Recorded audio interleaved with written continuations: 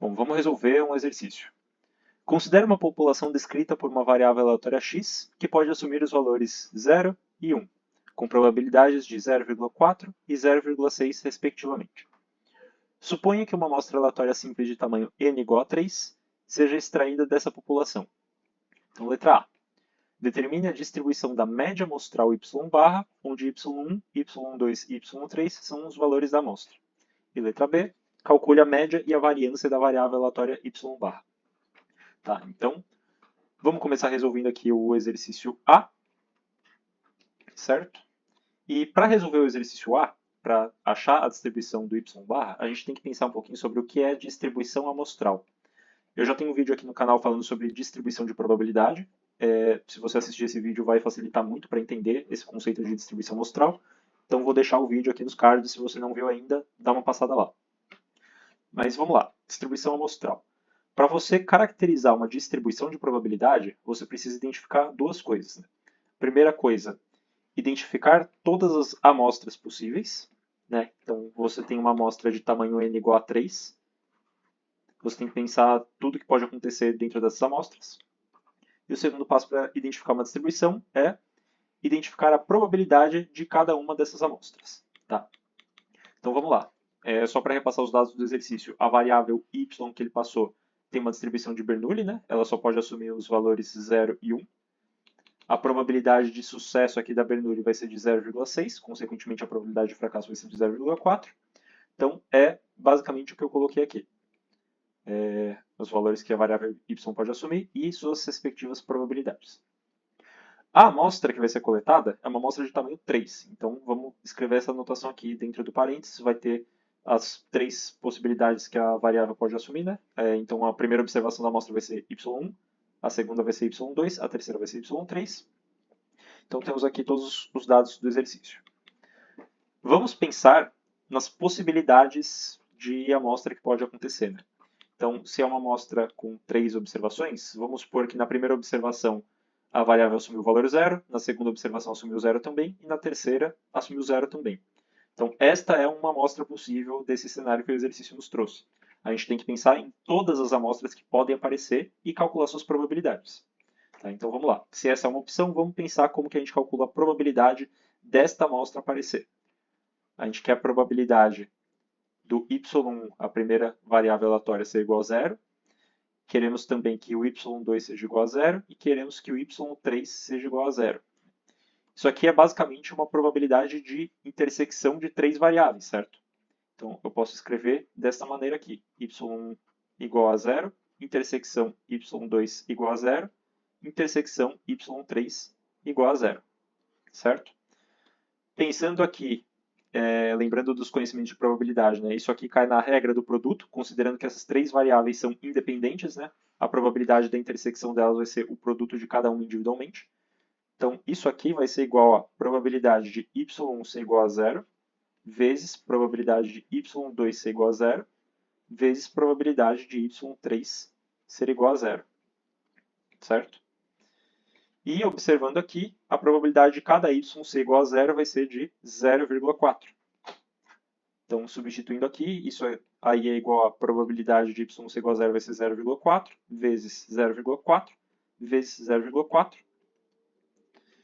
Que, fazendo na calculadora, temos 0,4 ao cubo, 0,064. Então, a probabilidade da gente observar esta amostra aqui é de 0,04. Então, a gente tem que fazer isso com todas as amostras possíveis. Então, pode acontecer de aparecer, por exemplo, a amostra 0,01. Então, a gente vai ter que calcular a probabilidade do y1 ser igual a 0, y2 ser igual a 0, y3 ser igual a 1. Isso aqui vai ser igual a probabilidade de y1 ser igual a 0 é 0,4. Aqui é 0,4 também. Probabilidade de y3 ser igual a 1 vai ser 0,6. Então, isso vai ser igual a 0,4 vezes 0,4 vezes 0,6, certo? Então, a gente vai ter que fazer isso, botando a cabeça para funcionar e pensando em todas as amostras possíveis que podem aparecer.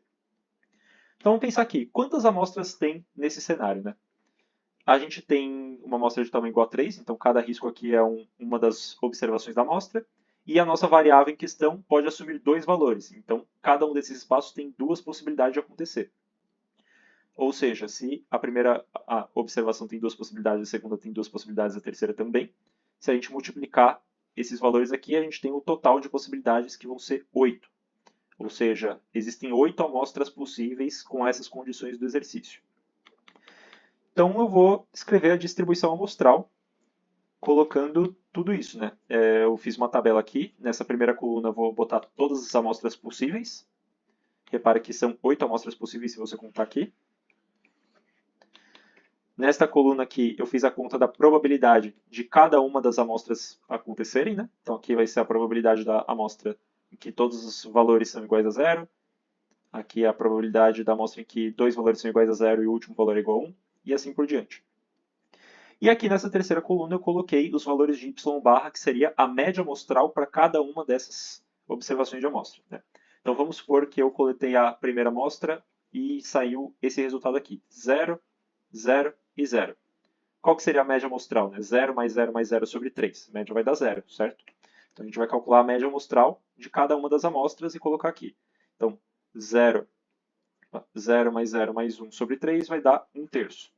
Fiz isso para cada uma das possibilidades da amostra, montei a coluna do y bar. Beleza? Então aqui, isso aqui, esse pedaço aqui caracteriza a nossa distribuição amostral, né, porque nós identificamos todas as possibilidades de amostra e todas as probabilidades. Agora a gente vai pensar na distribuição do y barra, né? Então, de novo, distribuição a gente tem que identificar todos os valores possíveis e as probabilidades de cada um desses valores possíveis. Então, olhando aqui essa tabela, quem são os valores possíveis para o y barra? Y barra pode assumir 0, ele pode assumir 1/3 nesses três cenários aqui, pode assumir 2/3 nesses três cenários aqui, e pode assumir 1 nesse último cenário aqui. Então, escrevendo a distribuição de y barra, né? Nessa linha eu coloquei os valores que eu acabei de falar, das possibilidades que o y barra pode assumir. Aqui embaixo eu coloquei a probabilidade de cada um dos pontos. Então, existe um único cenário em que o y barra é igual a 0. Então, sua probabilidade desse único cenário vai ser 0,064. Existem três cenários em que o y barra é igual a 1/3. Então, a gente vai somar as probabilidades de cada um desses cenários. A gente vai pegar 0,096, multiplicar por 3, vai dar 0,288, que é a probabilidade do y barra ser igual a 1/3. Existem três cenários que o y barra é igual a 2/3. Então, a gente vai somar essas três probabilidades aqui. Vai ser 0,144 vezes 3, que vai dar 0,432. E existe um único cenário em que o y barra é igual a 1, com probabilidade de 0,216, que é o valor que colocamos aqui. Então, conseguimos aqui responder a letra A do exercício. Nós caracterizamos aqui a distribuição de y bar, certo? Então, item A está respondido. No próximo vídeo, vamos resolver o item B.